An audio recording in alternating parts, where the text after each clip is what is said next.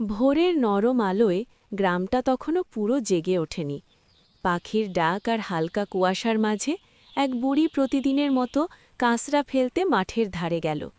হাঁটতে হাঁটতে হঠাৎ তার চোখে পড়ল ঝোপের পাশে কেমন যেন সোনালি ঝিলিক। কাছে গিয়ে দেখে একটা ঝকঝকে সোনার হাড়ি পড়ে আছে। বুড়ি অবাক হয়ে চারদিকে তাকালো, কেউ নেই। সে ধীরে ধীরে কলসটা হাতে তুলে নিল। সঙ্গে সঙ্গে হাড়ির মুখ থেকে ঝলমলে আলো বের হতে লাগল। ভয়ে আর আশ্চর্যে বুড়ির হাত কাঁপতে লাগল।